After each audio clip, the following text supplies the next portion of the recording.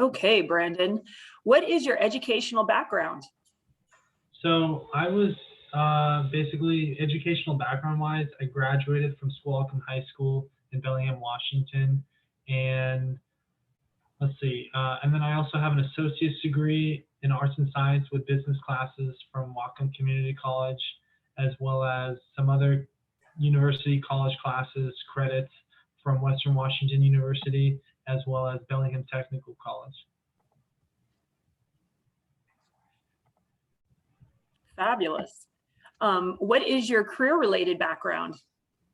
So my career-related background goes from anywhere between, generally speaking, retail, grocery retail, all the way to motivational speaking. And that's why part of in my book that I talk about, it really encapsulates that idea, which talks about basically going from grocery retail to motivational speaking and how you can do it, how it's possible if you really put your mind to it. But so that the question was, what was your career related background? Yeah. Okay, so basically I also have done I've done automotive sales. I've sold anywhere between Volvos to Mitsubishi and Volkswagen, as well as other pre-owned vehicles. And then I've also done I'm currently an auto detailer at a car wash here in Artesia, Southern California, and then I've also done some basically grocery retail, as well as some even landscaping and like some yard work. Actually, I started a yard work business, and as well as doing the sushi chef. So I know that this can get kind of boring for you guys, but the whole goal is to help give you guys an idea of the different career paths that you can take with your life, and how nothing in life is certain. So it's like, take it in stride and take it focus on what's tangible and do it. And that career path, eventually if you set your mind to it, it'll happen. What makes you credible to talk around the subject of mental health? So what makes me credible is because of the fact that I was primarily diagnosed with bipolar disorder at the age of 19. And so that's had a lot of huge impact on my life. And I want to help people so that they can realize their potential within themselves, so that they can get out of their turtle shell, so to speak, and just fly and learn how to fly, so that they can use their own skills from within, and then create that and express that to the world, because the world doesn't want to see that, but at the same time the world does. And we need to see more people like that, who are basically, when faced with a mental health struggle, that they can still come back to success. What are the steps for a successful recovery from a mental health diagnosis?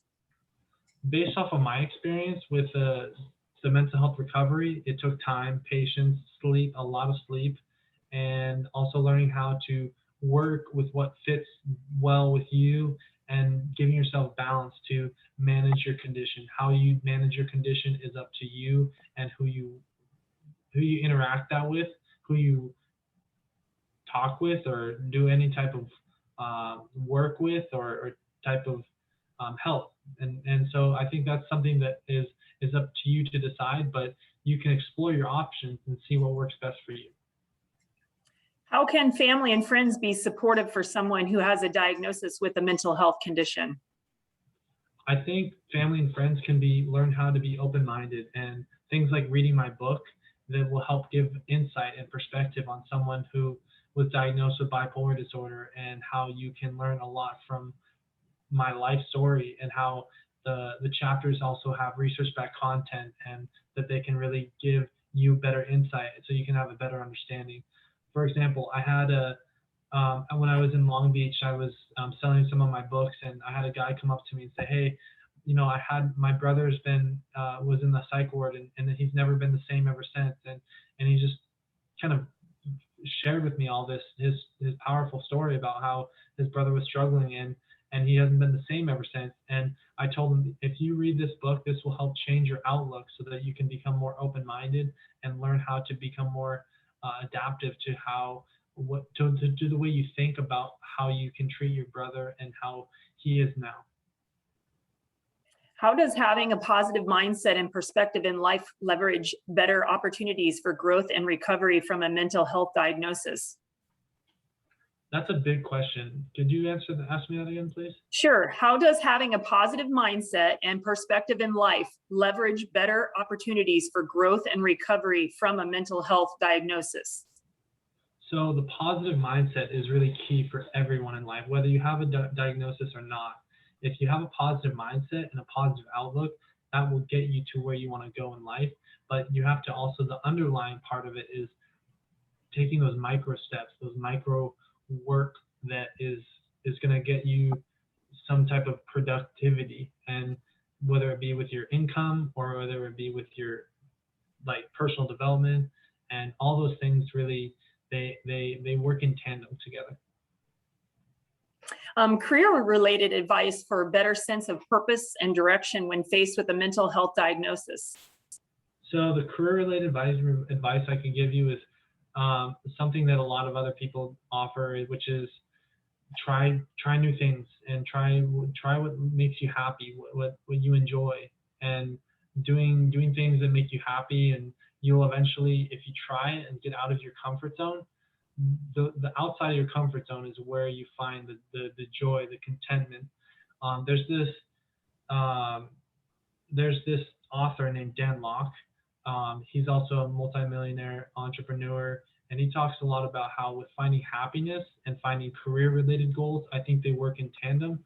The reason I'm bringing this concept up to you is because Dan Lok structures it as a circle. Here's your like comfort zone, and then outside of your comfort zone is everything up in the outside of it. And so that's where you find the contentment, the freedom, the financial wealth, and all those things. So to answer that question around career-related goals, the career-related goals, the happiness and contentment is out here, but you have to kind of work hard to get out there and get outside your comfort zone. What are some of the remedies that can help structure a successful recovery from a mental health struggle? So some of the remedies that I found to be helpful and productive for my life is overall giving yourself patience and the letting things flow naturally, and learning how to recognize that you don't have it all together, and you're never going to have it all put together 100%, but rolling with the punches with what life presents you at that time is what's going to help you accept where you're at. And if you accept where you're at, then you're able to be more aware of kind of like this saying, how there's the forest and then there's the trees.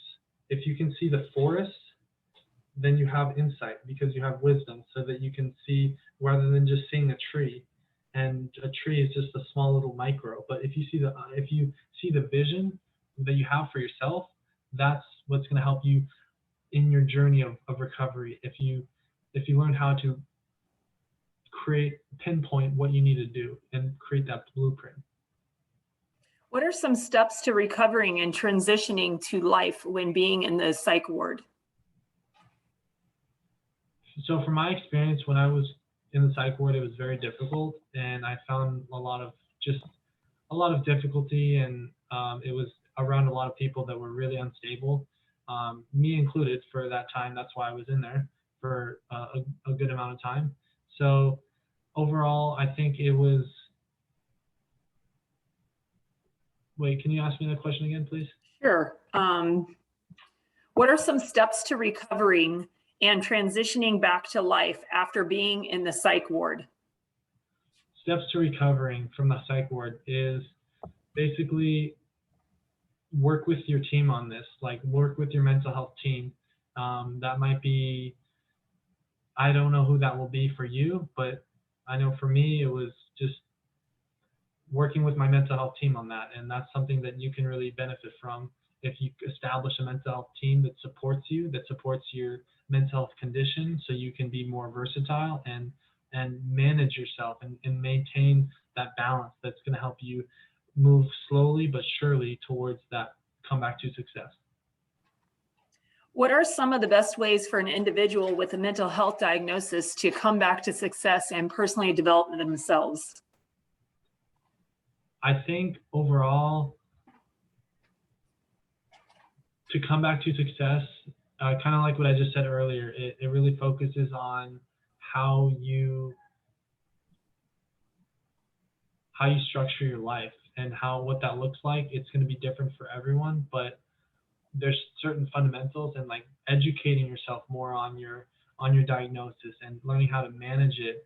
Those are also really key, because you have to go to the root of the problem and understand why what's going on and why it's going on at that time. So then you can focus on, okay, how do I manage that, and how do I focus on being more successful and productive with my life, even though I might be dealing with bipolar, depression, anxiety, or whatever that might be. Are there any other questions or comments that you can give to the audience? I think overall, take it in stride. There's nothing is perfect, and overall, you're gonna get there if you really don't give up. Like, if you don't give up, that's the big key.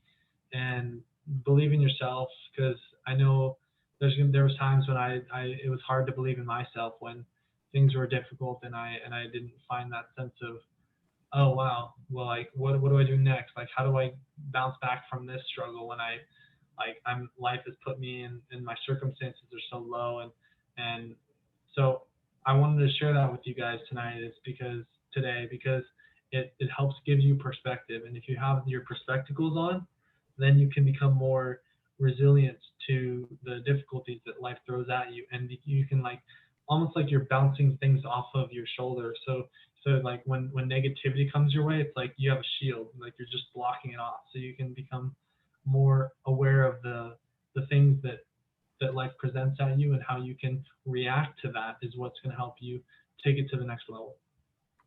Awesome. Well, thank you so much, Brandon, for sharing your time and expertise with us today. Thank you so much, Julia.